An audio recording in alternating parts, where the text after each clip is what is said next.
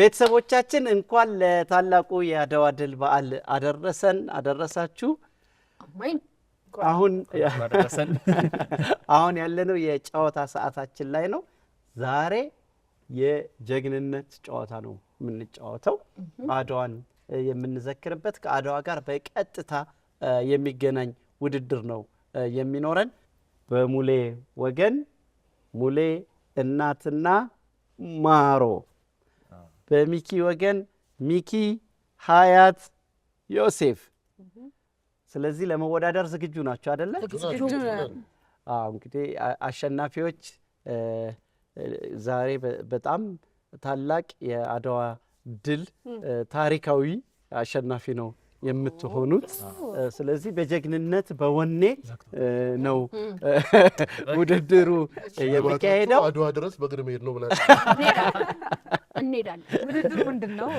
ውድድሩ ስክሪን ስላየው ነው መነጽሬን ያረኩት። በነገራችን አሁን ወይ የሚነበብ ነው ወይ የሚታይ ነው። በቃ አሸነፈች።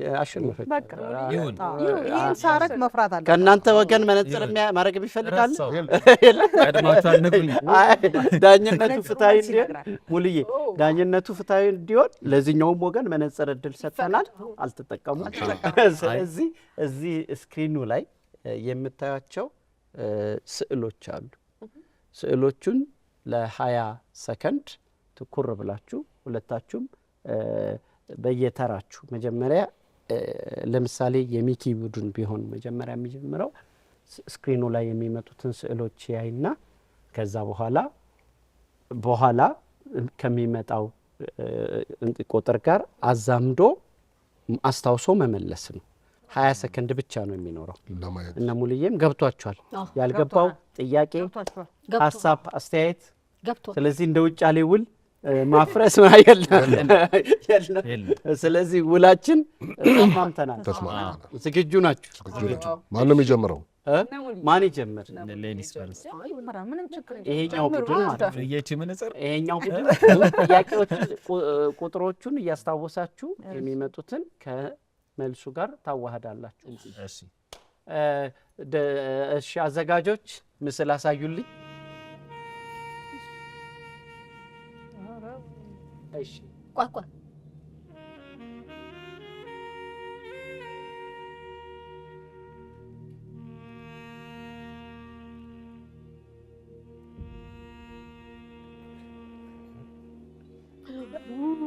ወይ አንድ ቁጥር ሀብተ ጊዮርጊስ ዲነግዴ። እሺ አንድ ቁጥር ሀብተ ጊዮርጊስ ዲነግዴ። ሙልዬ ተመለሰ አይደል እንዴ? እሺ ሀብተ ጊዮርጊስ ዲነግዴ አንድ ቁጥር አልኩ። እሺ መሆኑን ያዙ። እሺ እንደ አይበራም እንዴ ታዲያ? ይሄው እሺ አቸኩሉ እንዴ ነው እንዴ ተጣፈው? አቸኩሉ። እሺ ሁለት ቁጥር ይቅርታ እንዴ እኔ እዛ 4 ቁጥር ጋር ነበር ይመስል እንደገና አንዴ። እሺ ችግር የለም። ሁለት ቁጥር ነው ቦታውን ማስታወስ። ነጋሪት። እሺ ነጋሪት፣ ሁለት ቁጥር ነጋሪት። እሺ 3 ቁጥር ሚካኤል፣ ራስ ሚካኤል ብቻ ሚካኤል አሊ። እሺ 3 ቁጥር ራስ ሚካኤል። እሺ ሚካኤል አሊ 3 ቁጥር ራስ ሚካኤል። እሺ 4 ቁጥር ፊታውራሪ ሀብተ ጊዮርጊስ ዲነግዴ። እሺ እስካሁን ነጋሪቱን ብቻ ነው ያገኙት አይደል? ለምን? yes 5 ቁጥር ይዘሽል ማንኪ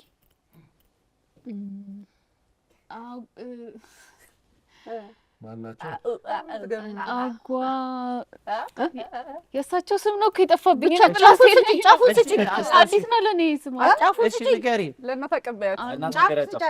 ጫፍ ቅድም ነገር ብታረጉኝ እስካሁን አጓ እንደዛ ነገር ነው።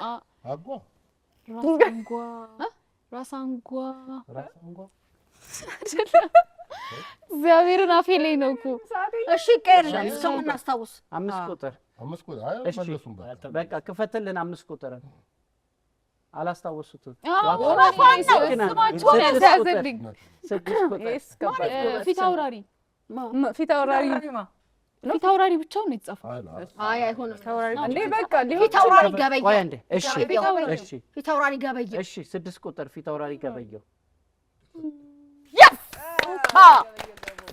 ቦነስ ልስጣችሁ። ፊት አውራሪ ገበየው ገቦ በጣም የሚደነቁ ከአድዋ ጀግኖች ውስጥ አንዱ ናቸው። በጣም ባስገራሚ ሁኔታ ጦርነት ከመሄዳቸው በፊት ጣሊያን ጋር ስዋጋ ከጀርባዬ ከተመታው እዛው ተውኝ፣ ከፊት ለፊቴ ግን ከተመታው ትውልድ ቦታዬ አንጎለላ ሚካኤል ቅበሩኝ ብለው ያሉ የሰናድር ጦር አዛዥ አድዋ ገና ሲጀመር አምባላጄ ላይ በጀግንነት ተዋግተው ያሸነፉ በጣም በጣም ትልቁ ጀግና ናቸው። 7 ቁጥር ጦር ታጨረሰው እኮ ጦር አይደለም ወይ? ጦር ቀይሪው እሺ ጦር ምን ጦር አይደለም ቀይሪው። ተስማሙ። ቆይ 7 ቁጥር ቀይሪው። ቀይ አንቺ ሚካኤል አሊ ዘጋ ነው እዚህ ጋር ሚካኤል አሊ ሁለት አይ አይደለም አንዱ ተስማሙ ቆይ እነሱ አገባቸው ሁሌ አንዴ ተነጋገሩ 2 ደቂቃ አይደለም እሺ 7 ራስ ሚካኤል አሊ ጦረኛው እሺ ብቻ ሚካኤል አሊ 7 አይ ጦር ጦር ብላለች ቆይ ሁለታችሁ ጦራት ጦር አይደለም እሺ ማሮ እናንተና ራስ ሚካኤል ጦር ሚካኤል አሊ እሺ ሚካኤል አሊ ይፈቱ ወይስ ሚካኤል አረ ሚካኤል አረ 7 ነው ልዑል ራስ መኮንን ወልደ ሚካኤል ልዑል ራስ መኮንን ወልደ ሚካኤል የኃይለ ሥላሴ አባት የነበሩት የቀዳሚ ጦር አዛዥ አድዋ ጦርነት ላይ እንደ መከላከያ ሚኒስቴር ወይም የጦሩ ዋና አዛዥ የነበሩ ከሐረር የመጣውን ጦር ይዘው የመጡ ናቸው። 8 ከሐረር የመጣውን ይዘው ያመጡት ጦር እንዴ ኧረ ቆይ ኧረ ተይ 8 ጦር የሐረር ጦር ጦር 8 ጦር እሺ 9 ሚካኤል አሊ 9 ሚካኤል አሊ ንጉስ ሚካኤል አሊ እሺ ስንት አገኘን? ያገኛችሁት አንድ ፊት አውራሪን ነጋሪ ነጋሪ ንጉስ ሚካኤል ጦር ፊት አውራሪ ንጉስ ሚካኤል አሊ አብተ ጊዮርጊስና ፊት አውራሪ ገበየው። ስለዚህ 1 2 3 ነጋሪ 4 5 መልሳችሁ 5 መልሰናል። እሺ 5 መልሳችኋል። 9 ማለት ነው። አሸንፈናል። 5 መልሳችኋል። አሸንፈናል። የመጀመሪያው ዳግማዊ አፄ ምኒልክ የኢትዮጵያ ንጉሠ ነገሥት የነበሩ የጦሩ ዋና አዛዥ የነበሩ ናቸው። ራስ መንገሻ ስዩም የአፄ ዮሐንስ ልጅ የነበሩና የትግራይን ጦር የመሩ ራስ አሉላ ራስ መንገሻ ዮሐንስ የትግራይ ጦርን ይዘው የመጡ የራስ አሉላ አለቃ የነበሩና በአድዋ ጦርነት ላይ ትልቅ ምሳሌ የሚሆኑ ጣሊያኖቹ እሳቸው ወደ ኢትዮጵያ አይቀላቀሉም፣ ንግስናቸውን አፄ ምኒልክ ስለወሰዱባቸው እሳቸውን በቀላሉ ይዘን ኢትዮጵያን እንቆጣጠራለን ብለው የነበሩ ግን የነበራቸውን ጸብ የነበራቸውን ንግስናቸው መወሰዱን ትተው አገራቸውን አስቀድመው በጀግንነት የአድዋ ድል እንዲመጣ ያደረጉ ናቸው። ንጉስ ሚካኤል ወይም ራስ አሊ የየጁና የወሎ ሰራዊትን የያዙ አስገራሚ የየጁ ፈረሰኛ ጦርን ይዘው በመሃልም ወጥተው እንደገና በቀኝ ክንፍ በኩል ከጣሊያን ጋር ስንዋጋ ከፍተኛ ጀብዱ የፈጸሙ አስገራሚ ናቸው። ነጋሪት ጦርነቱ ሲካሄድ ወይም የጦርነቱ አዋጅ የአስገራሚ አዋጅ ከመካሄዱ በፊት በኢትዮጵያ በማንኛውም ጦርነት ወቅት ቀድሞ የሚመታ ብዙ ጊዜ ነጋሪት ድምፁ ከአንበሳ ቆዳ ስለሚሰራ ከአንበሳ ቆዳ ስለሚሰራ ድምፁ እንዳንበሳ ያገሳል ተብሎ የሚነገርለት ነው። ጦር ጀግኖች አባቶቻችን ጋሻና ጦርን ይዘው የተዋጉ ናቸው። ዋክሹም ጓንጉል ብሩ ይሄ ዋክሹም የሚለው ራሱ በዚህ በአገው አካባቢ የተለመደ ሹመት፣ እሳቸውም የዛን አካባቢ ጦር ይዘው መጥተው በሚያስገርም ሁኔታ ከአድዋ ዋናዎቹ መሪዎች ውስጥ አንዱ ናቸው። ፊታውራሪ ሀብተ ጊዮርጊስ ዲነግዴ የዛን ጊዜ ፊታውራሪ አልነበሩም። ከአድዋ ጦርነት በኋላ ነው ፊታውራሪ የሆኑት። የመጀመሪያው የኢትዮጵያ የመከላከያ ሚኒስቴር የሆኑ በ1900 ኢትዮጵያ የመከላከያ ሚኒስቴሯን በአዲስ ስታዋቅር የመከላከያ ሚኒስቴር የነበረው የፍትህ ሚኒስቴር የነበረው አባ መላ በሚል ቅጥል ስማቸው የሚታወቁ በመለኛ ጀግና ለኢትዮጵያ አንድነት ብዙ የተጉ ናቸው። ሁሉንም ጀግኖች ሁሉም ዛሬ ላይ በከፍተኛ ኩራት ቀና ብለን እንድል ስላደረጉ እናመሰግናለን። የነ ሙሉዓለም ቡድን 5 ታሪካዊ መልሶችን መልሶ 4 ደግሞ ለጥቂት አጥቷል። የነ ሚካኤል ቡድን ወይም የነ ሚኪ ቡድን ሚኪ፣ ሀያት፣ ጆሲ ተዘጋጁ። አዘጋጆች ይህንን ምስል አጥፉና የነ ሚኪን አምጡልን።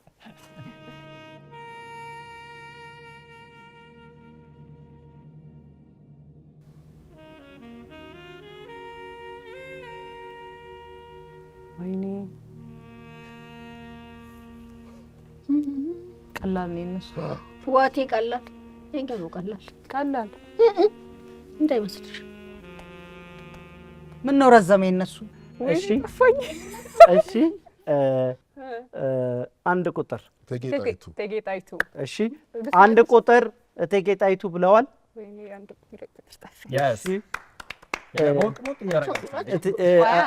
እቴጌ ጣይቱ በአድዋ ጦርነት ያላቸው ሚና ይታወቃል። ከንጉሠ ነገሥት ዳግማዊ ምኒልክ ጋር አብረው ዘምተዋል። በተለይ በመቀሌ እንዳ ኢየሱስ ምሽግ ሰበራ ወቅት በጣም አስገራሚ የጦርነት ታክቲክ አውጥተው ውሃዋን ምንጯን እንዴት መያዝ እንዳለብን በቀጥታ ስትራቴጂ አውጥተው የእሳቸው ጦር ያንን ይዞ የአድዋ ድል እንዲመጣ ትልቅ አስተዋጽኦ አድርገዋል። 2 የኔ ስራ አይደለም። 2 እንደኛ ተከፋፍለው 2 ቶሎ በሉ። 2 ጦር ነው አይደለም? 2 እንጃ እድሜ ልክ ጦር የሆነ ነገር ጋሻ ነው እንዴ? እሺ ማሩ ጥሩ ነው መረዳዳት። አድዋ እሺ ችግር የለም። እሺ አላብራራ ጆሲን ለመርዳት ፈልጋለሁ ያለች ነው። እሺ ማሩ ያለችው ይሁንና አይደለም እሺ 2 ቁጥርን ክፈትልን። 2 ቁጥርን ክፈቱልን። ወይኔ እሺ 3 ቁጥር ራስ አባተ ቦያለው። እሺ ራስ አባተ ቦያለው 3 ቁጥር የራሱን እኮ ነው እየተወጣ ያለውና ለኪ። እሺ 4 ቁጥር ራስ አሉላ እንግዳ ነው ጆሲ። እሺ 5 ቁጥር ራስ ቢትወደድ መንገሻ እንደዛ ነገር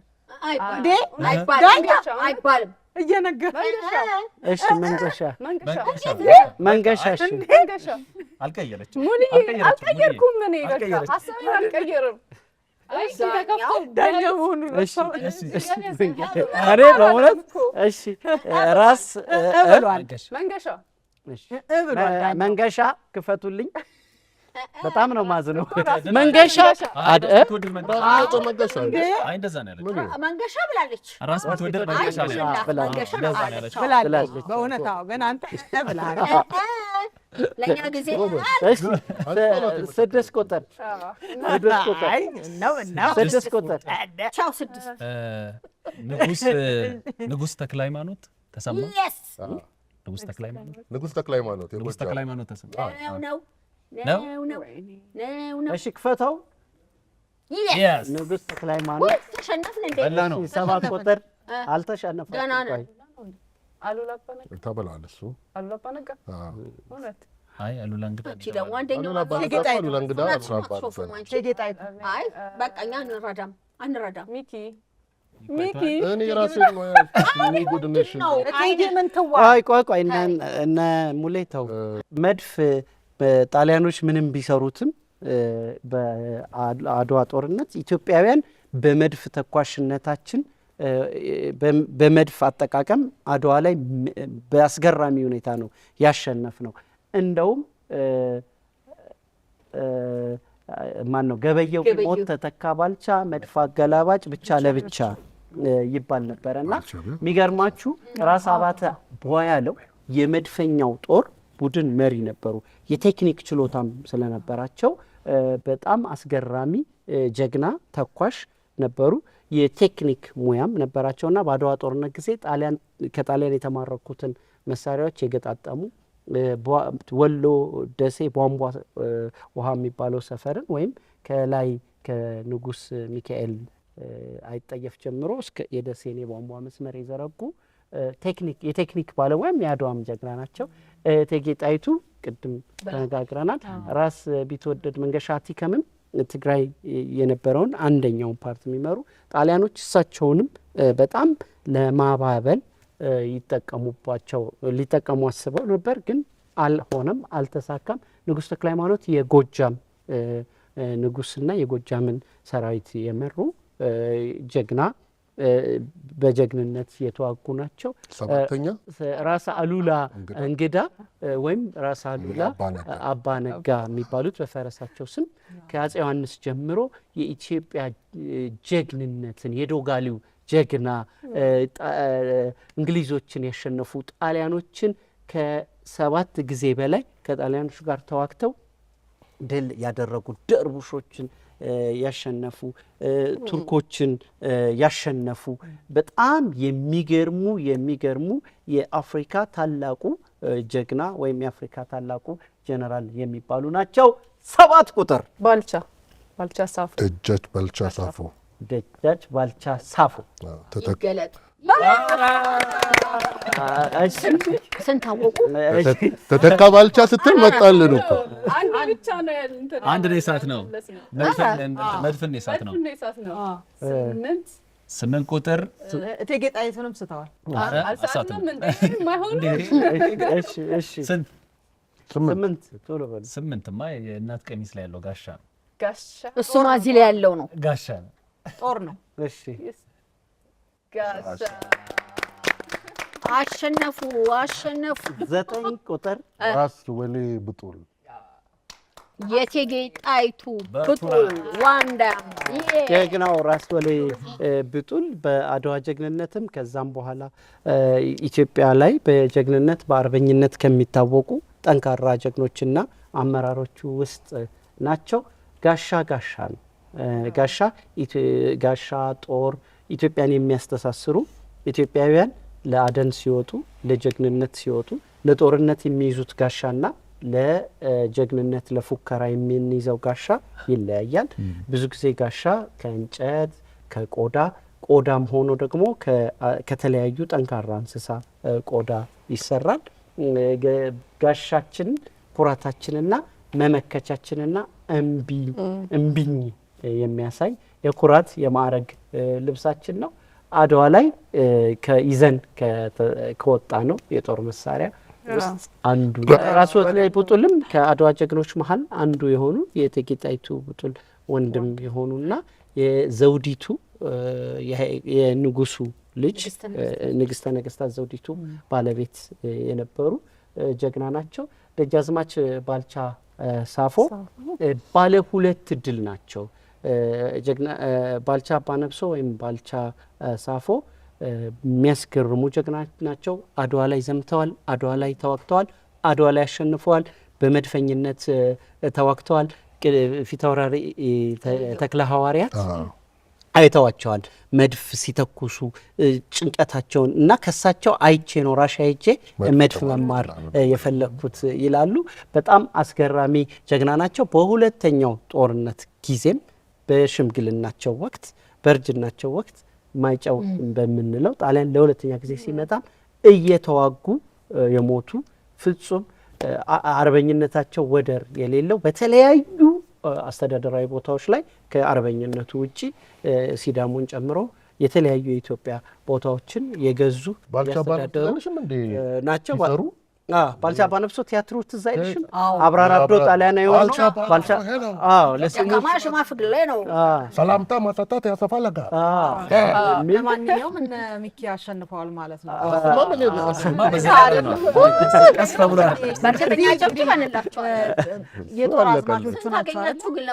9 የጦር አዝማቾች ናቸው። እነዚህ በአድዋ ጦርነት ላይ የተሳተፉት የጦር አዝማቾችና ዋና ዋናዎቹ ናቸው። አሁን እነዚህ በሙሉ መስዋዕት ሆነውልን ነው እንግዲህ እቺ ሀገር የቆየችልን። በዛ ውስጥ ደግሞ በጣም ተራው ወታደሩ፣ ተራው ህዝቡ፣ ገበሬው ማአት አለ አይደለም አጥንቱን ደሙን ከስክሶ እዚህ ደረስን ማለት ነው። ስለዚህ እንኳን ለአድዋ በዓል የድል በዓል ሰላም አደረሳችሁ፣ እንኳን አሸነፋችሁ።